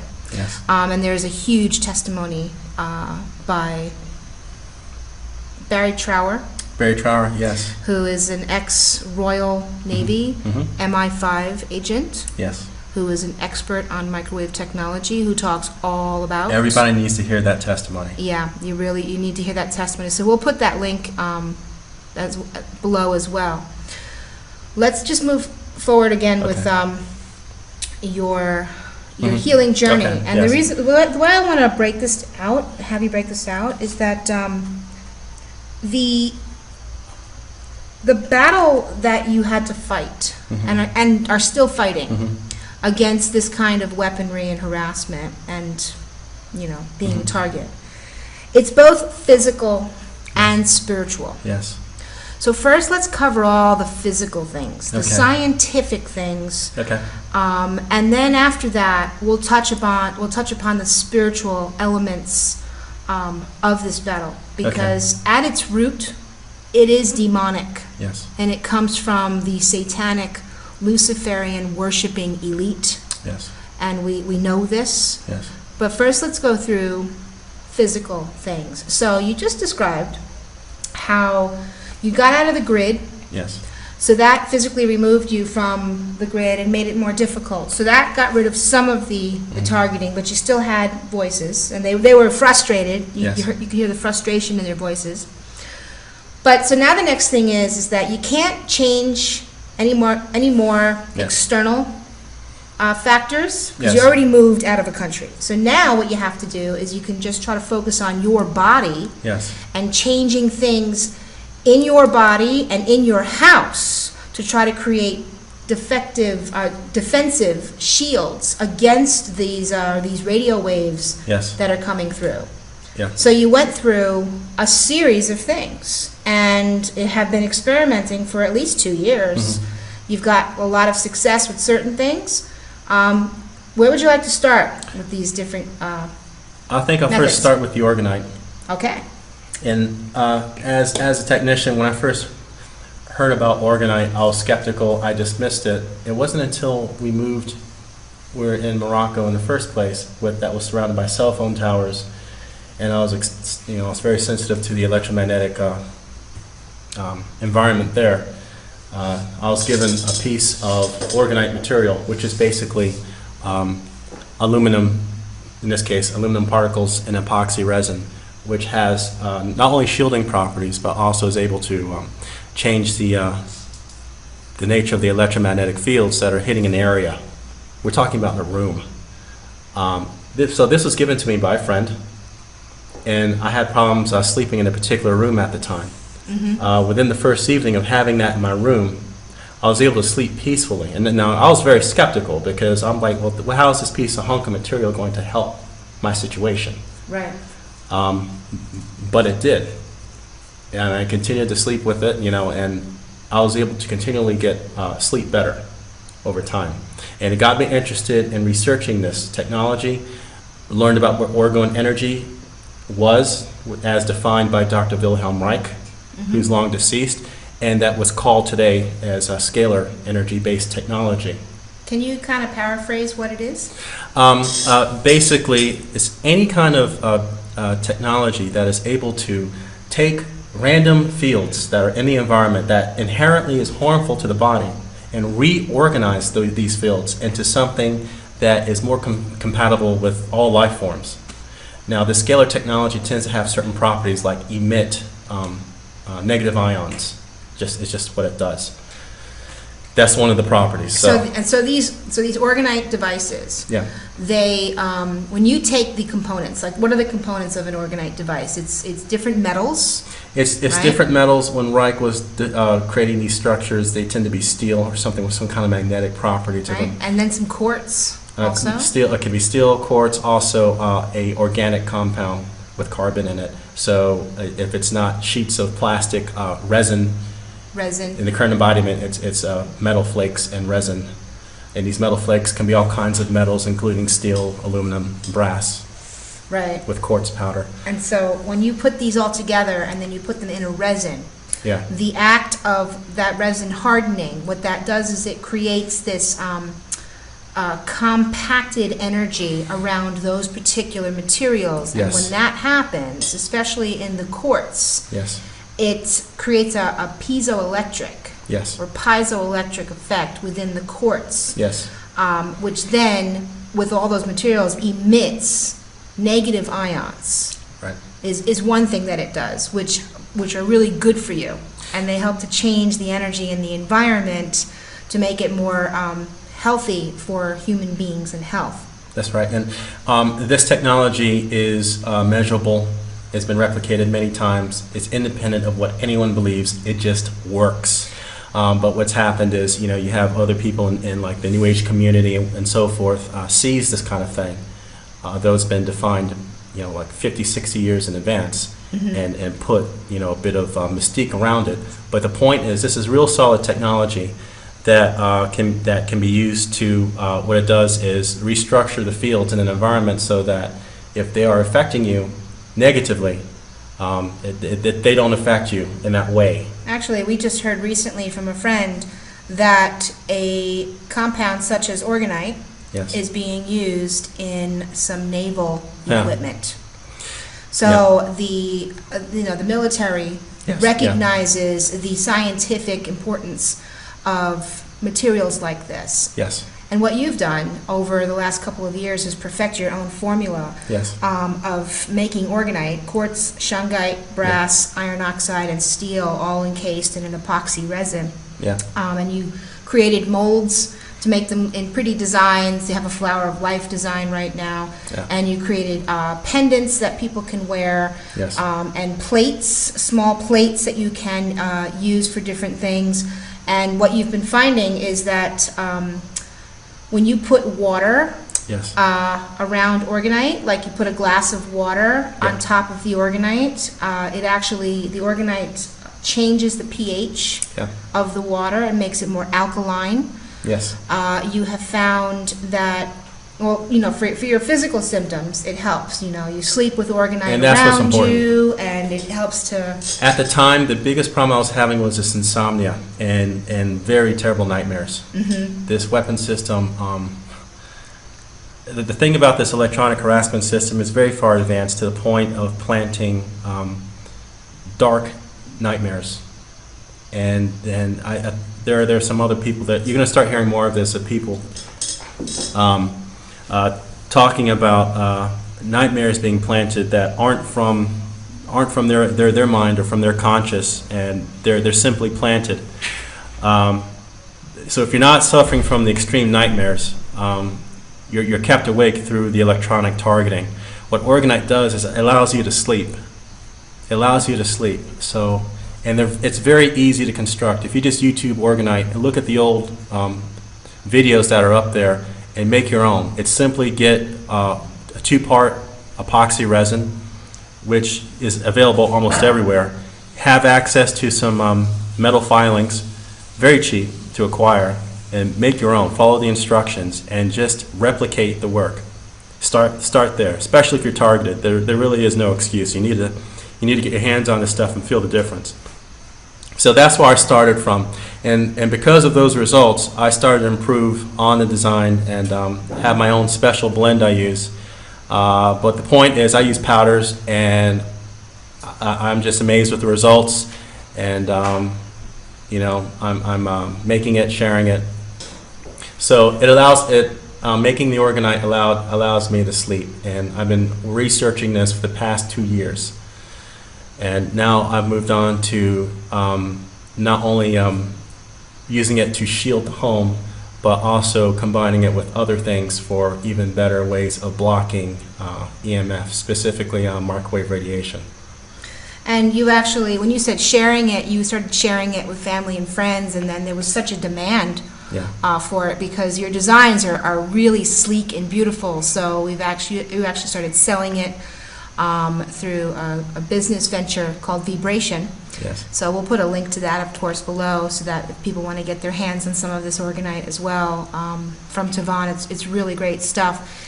But not just your physical body, it actually has been changing the environment in the house. Yes.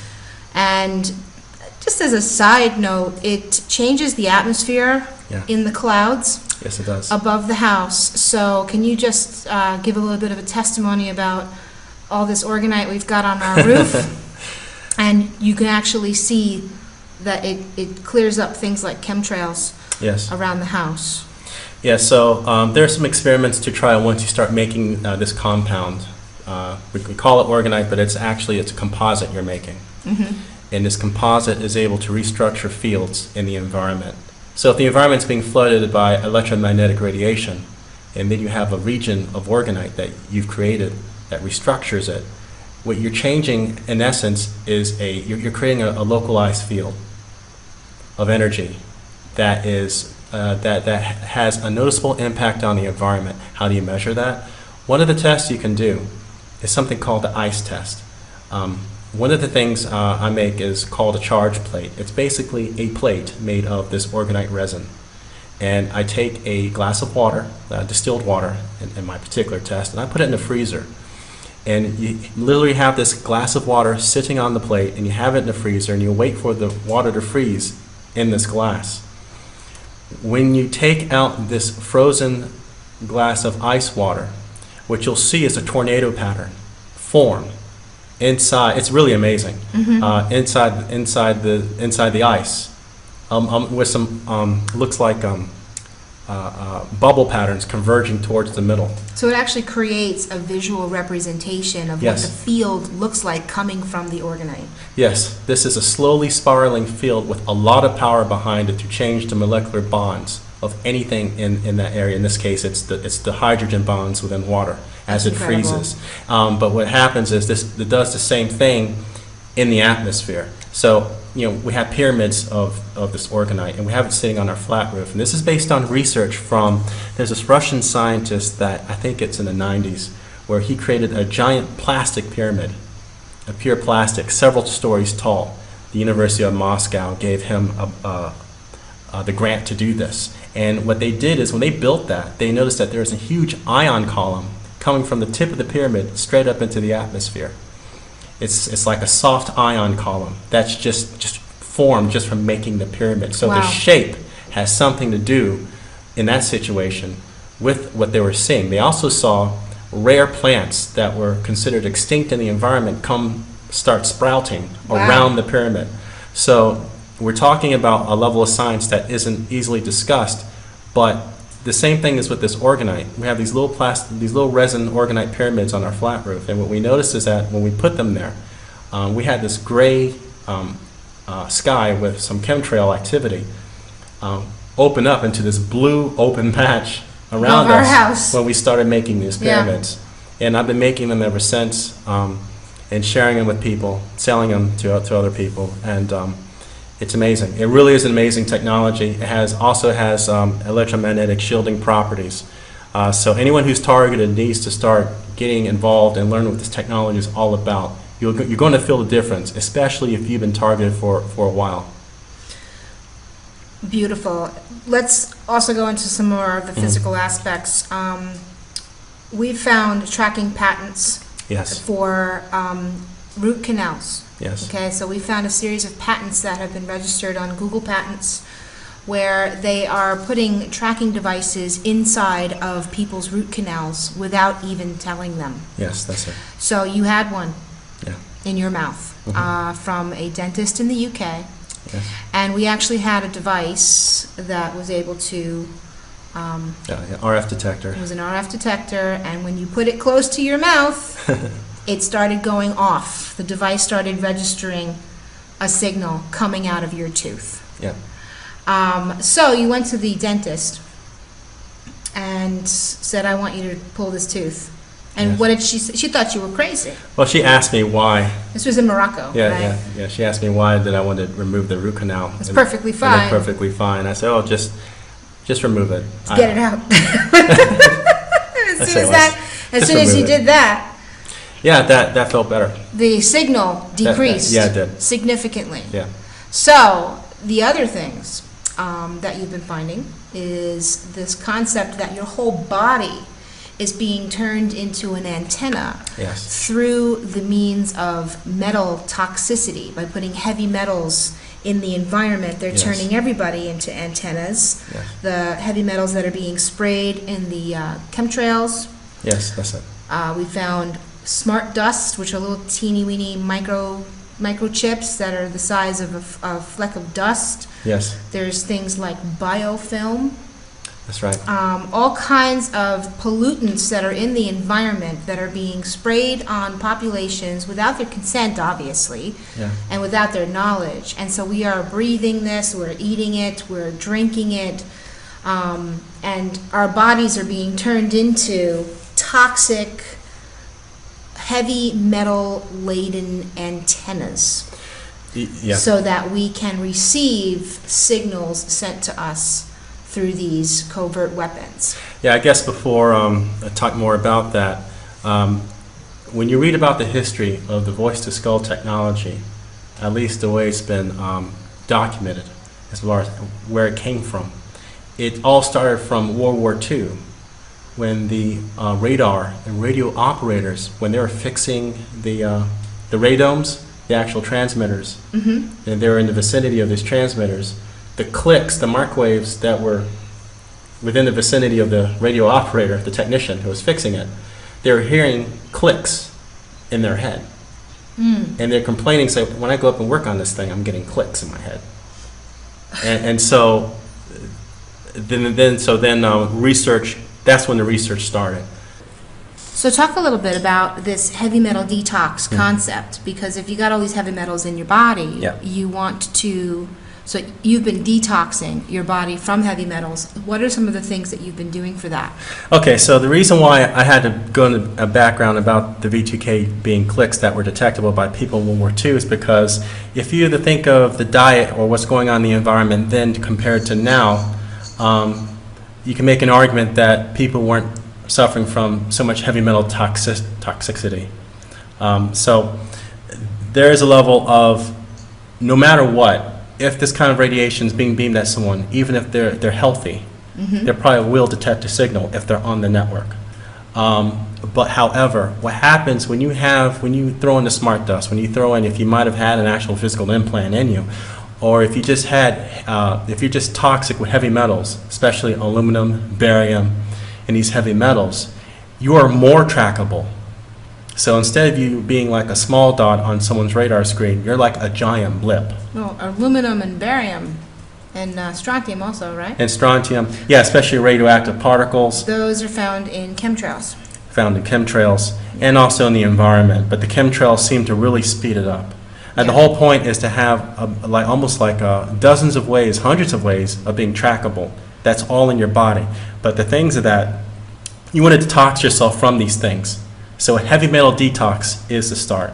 Detox yourself from all these heavy metals. So you have to look up how to detox barium, how to detox aluminum, strontium, all these heavy metals from your body. And you want to make your body as clean as possible. What that does is that reduces your footprint, your trackable footprint. And what it also does is it alleviate a lot of the symptoms that people are suffering from. A lot of these conditions that can be induced in the body from this radiation is because these metal particles are in your nervous system or on your skin or internally in your body, along with the other things. And is that these are points where the radiation can latch onto to induce inflammations, to induce triggering things like the heart muscle and these other things. So you want to remove these things from your body. And so that's what's important here. A detox regime, and to do it as a lifelong thing. It's not something you just get rid of after a couple months, you'll be okay. You have to look at this as this is your new lifestyle now. Yeah. To clean your body constantly, because we're being sprayed constantly. And also the other stuff that's going on, like the food. Exactly. The GMO food, the fluoride in the water, all of these, major problems that many people are becoming more and more aware of. And, if you're listening to this and you're not a targeted individual and you don't feel like you've been targeted, these are really good practices anyway. The Orgonite is really good to have around your house just to clean the environment around your house, just so that you and your family are healthier and happier and sleep better. And also, it's understandable, a lot of people listening to this program are probably going to think, well, this is just a bit too much. I don't really agree to any of this. I don't think it's real. But what's really important is that just have this in the back of your head, in the back of your mind, so that if you or a loved one or your cousin or nephew experiences these things, you have this information to fall back on. because this is affecting a lot of people now. Whole communities of people are coming together complaining of this problem, because this testing is not just done on an individual level. Some of these platforms are just, they're sending out signals to see if the entire community will react. Oh, yeah. You got areas where people are dying of like cancer clusters, and the people at the community are complaining that it's the cell tower. You got all kinds of stuff happening around the world right now that are looking to these technologies as being the root cause. Also, Barry Trower, the XMI5 agent, Yeah. microwave expert, he was talking about how they can send out a signal to a community of people. For example, there's one frequency that will make men become, like, increase the testosterone and become more violent. It's sexually aggressive. And sexually aggressive. So if there's like an increase in rape in an area, Yes. it might have been caused by a signal. Yes. And vice versa. I mean, they can target aspects of the body, you Yes. know, and if you get targeted with one of these frequencies that creates sexual arousal, it exists. You know, Barry Trower was actually talking about how that exists, and that is a real problem, because I've seen this in communities of people that are meeting together at, let's say, conferences, or they're doing, like, you know, tours on the road, and all of a sudden there's this increase in sexual desire and promiscuous behavior that might not necessarily be natural or normal in any way. Maybe there's an outside influence that is coming in and trying to influence people as sort of a social experiment. Yes. To see what would happen if we threw a whole bunch of people together in a conference and then energized it with some kind of energy to make people react in a certain way.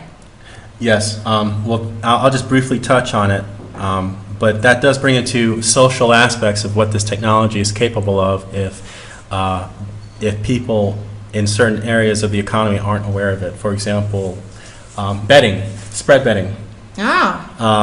If someone's betting on a horse or an Olympic race, and you have such technology and you target a prized athlete that will probably win the 100-meter, you can have that athlete during mid-run pull a muscle.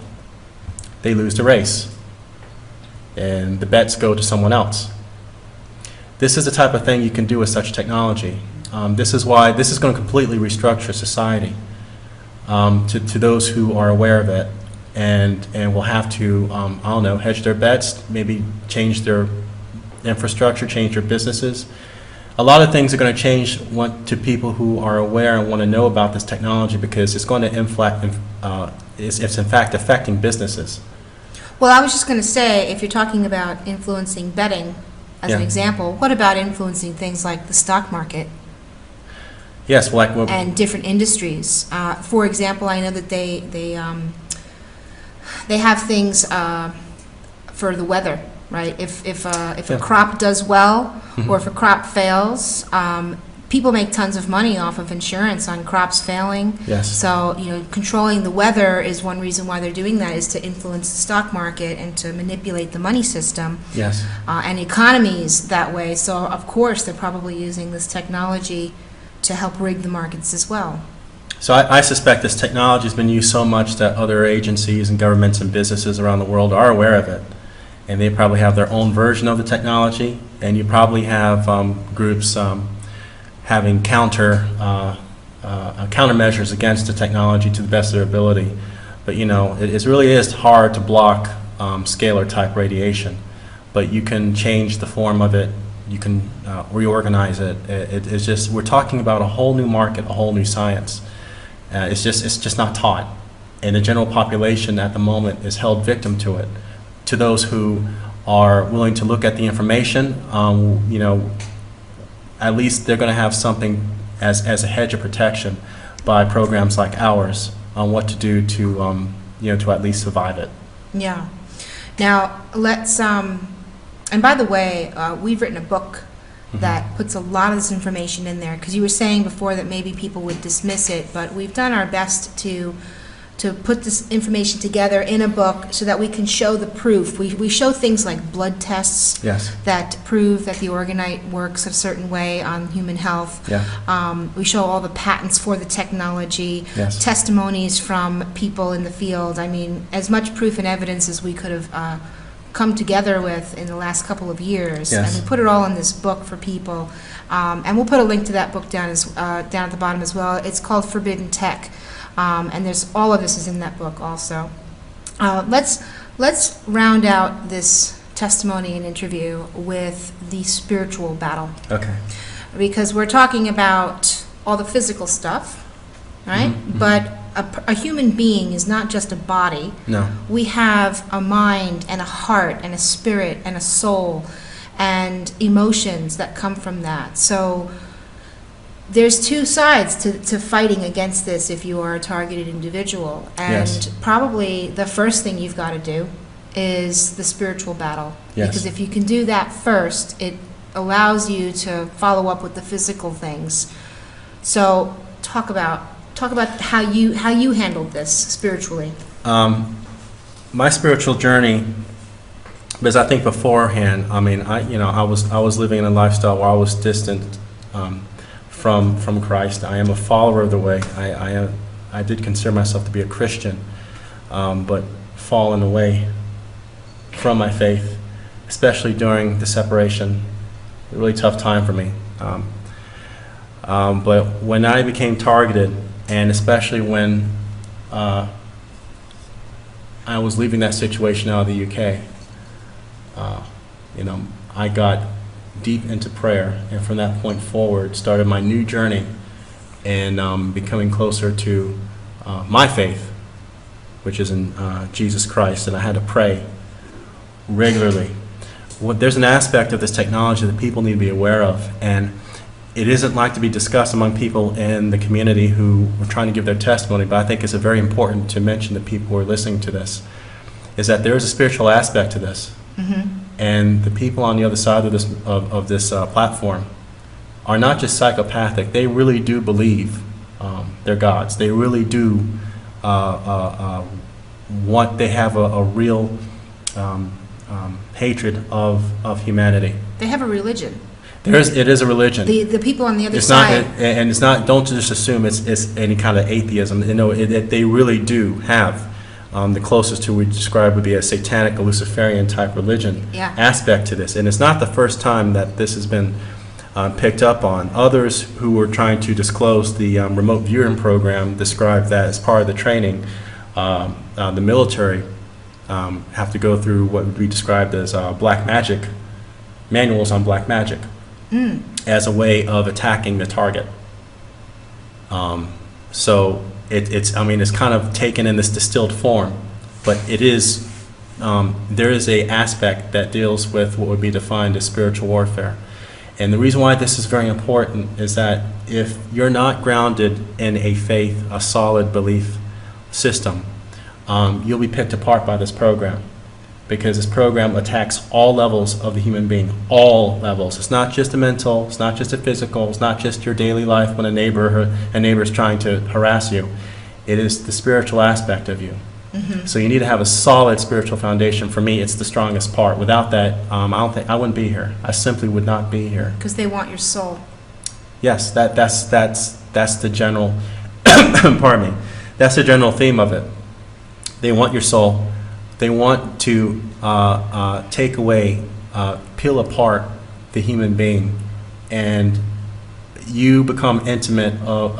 You have a more intimate flavor of your mortality being in this program. Mm-hmm. That I choose not to live a life of torture as a tortured victim, but through my faith, through my strong faith, that I'm victorious, and I'm going to spread this information, and I'm going to see this program brought to an end. Amen. Because we can't call ourselves human beings and claim to want to be in a free society and give our loved ones. Some of us don't have children, but we have nieces and nephews and other younger people in our family line that we want to have at least a at least as much freedoms as we enjoyed when we were children. I think we really need to start thinking about the next generation after us and what kind of legacy we're going to leave for them. If that's the case, then we're all going to have to fight. We're the generation that's going to have to fight this crap that the other generation failed to fight. And my faith has brought me to this point. And this needs to get out to as many people as possible. We need to have solutions for people when they get into this network. They have more solutions waiting for them than what I had, than what people who've been on this program 20 years have had to deal with. That's how we beat this thing. So yeah, for me, the spiritual aspect, the constant prayer for me, with you and me, the prayer sessions has solidified my resolve in Jesus Christ. And the ability to actually do battle in the spiritual realm has made me stronger than I ever thought I could ever be. Definitely more than not having that aspect in my life. So for that, actually, I'm actually kind of thankful that I've had that revelation. Well, it's interesting because we don't consider ourselves to be religious people. Yeah. But in our faith, through Christ, there is teachings about how to fight spiritually against the powers of darkness and the principalities of darkness.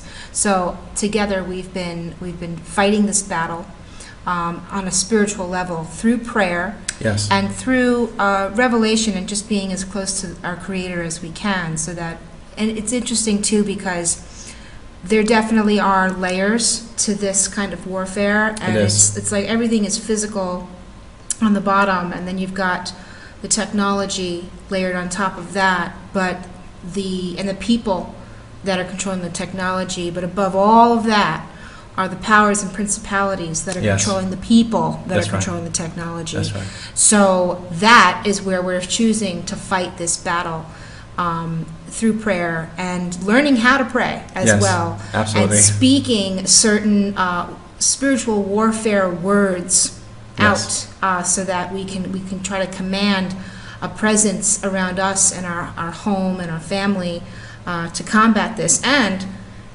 it's working. That's all I have to say. It works. It works. It works. I tried many other things, and of course we can talk about shielding and all this different stuff. All I got to say is having a solid foundation in your spiritual grounding works. Mm-hmm. So with that, is there anything you'd like to say to close out your testimony to other victims out there?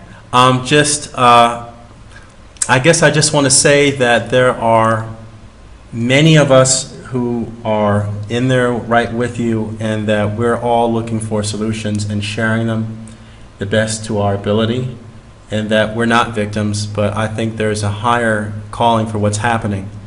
I do think there is bigger plans slated for this platform. However, I think by us talking about this, giving our testimony to the public, and sharing some solutions is really disrupting their program in a lot of ways, because in whole, the human experience, the condition is a nonlinear system.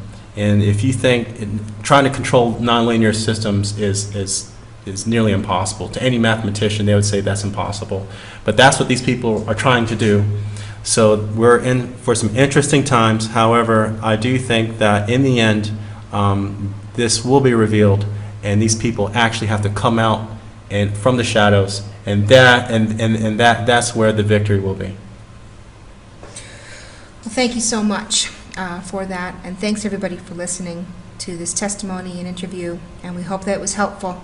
And we will be covering this topic more and more in our upcoming shows through Real Speaks, and through the blog, and to try to just spread awareness around this problem and connect with as many people as we can to help others. Excellent. Thank you, everybody.